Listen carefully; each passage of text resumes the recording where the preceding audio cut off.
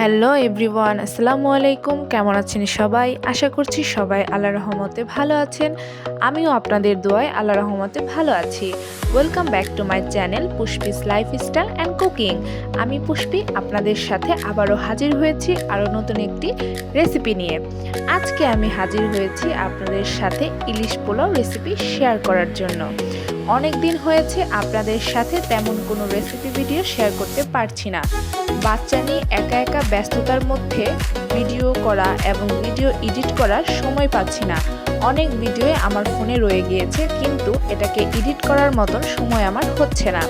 তো আমি আশা করছি যে আপনারা অবশ্যই আমাকে মনে রেখেছেন। তো চলুন তাহলে রান্নায় চলে যাওয়া যাক। প্রথমেই কিন্তু আমি এখানে পুরো একটা ইলিশ ভালোভাবে পিস করে কেটে নিয়েছি।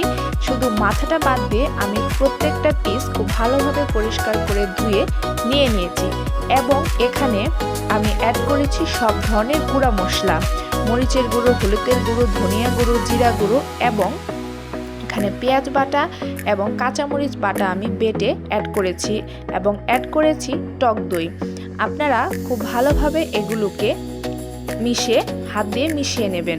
খুব ভালোভাবে মিশিয়ে নিয়ে আমরা এগুলোকে রেস্টে রেখে দেব প্রায় আধা ঘন্টার মতন। এরপর আমি অন্য পাশের চুলাতে চলে আসি পেঁয়াজ বেরেস্তা করার জন্য। আমার কিন্তু পেঁয়াজ বেরেস্তা করা হয়ে গেছে। পেঁয়াজ বেরেস্তা করা হয়ে গেলে আমি সেই পেঁয়াজ বেরেস্তাকে উঠিয়ে নিয়ে সেই তেলেই আমি আগে থেকে যে ইলিশটা ম্যারিনেট করে রেখেছিলাম সেই ইলিশটাকে আমি দিয়ে দিই।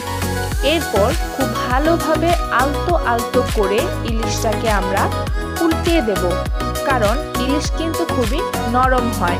যদি আমরা তাড়াহুড়ো করে উল্টে পাল্টে দিতে যাই তাহলে কিন্তু আমাদের ইলিশটা ভেঙে যেতে পারে এবং দেখতেও কিন্তু খারাপ দেখা যাবে। তো একটু সময় নিয়ে ধৈর্য নিয়ে আমরা মাছটাকে খুব ভালোভাবে উল্টে নেব। যখন আমরা দেখতে পাবো যে মাছের উপর দিয়ে খুব সুন্দর করে তেল উঠে এসেছে, তখন আমরা বুঝে নেব যে এখানে খুব ভালোভাবে মাছটা কষানো হয়ে গেছে। তখন আমরা প্রত্যেকটা মাছের পিসকে আলাদা আলাদা করে আলাদা একটা বাটিতে উঠিয়ে রাখবো। উঠিয়ে রাখার পরে সেই একই মশলাতে আমরা কিন্তু পোলাওটা রান্না করে নেব। এই ইলিশ পোলাও রেসিপিটা রান্না করা কিন্তু অনেকই ইজি। আপনারাও কিন্তু খুবই সহজে কিন্তু এই রেসিপিটা ট্রাই করতে পারবেন এবং রান্না করতেও পারবেন। তো এখানে আমি পোলাও চাল নিয়েছি, সেই মশলাতে আমি পোলাও চালটাকে খুব ভালোভাবে মিশিয়ে নিচ্ছি। এরপর এখানে সব গরম মশলা অ্যাড করেছি, তেজপাতা, দারচিনি এবং এলাচ দিয়ে ভালোভাবে নেড়ে নিচ্ছি। এরপর আমি যে আগে থেকে পেঁয়াজ বেরেস্তা করে রেখেছিলাম ওই বেরেস্তা দিয়েও একটু সময় নিয়ে চালগুলোকে ভেজে নেওয়া হচ্ছে। পোলাওর চাল যদি একটু ভেজে নেওয়া হয় তাহলে কিন্তু পোলাওটা অনেকটা ঝরঝরা হয়। এবং এখানে আমি গরম পানি অ্যাড করে দিচ্ছি চালটা সিদ্ধ হওয়ার জন্য। খুব ভালোভাবে মিশিয়ে নেব। এখানে কিন্তু পরিমাণ মতন লবণ অ্যাড করতে হবে। আমি কিন্তু প্রথমে ইলিশ ম্যারিনেট করার সময় লবণের কথা বলতে ভুলে গিয়েছি। আপনারা কিন্তু তাই বলে লবণ দিতে ভুলবেন না, অবশ্যই কিন্তু লবণ দিয়ে নেবেন। তো এই তো আমার পোলাওটা কিন্তু রান্না হয়ে গিয়েছে। পোলাওটা রান্না হয়ে গেলে প্রত্যেকটা মাছ খুব ভালোভাবে সাজিয়ে নেব পোলার ওপর।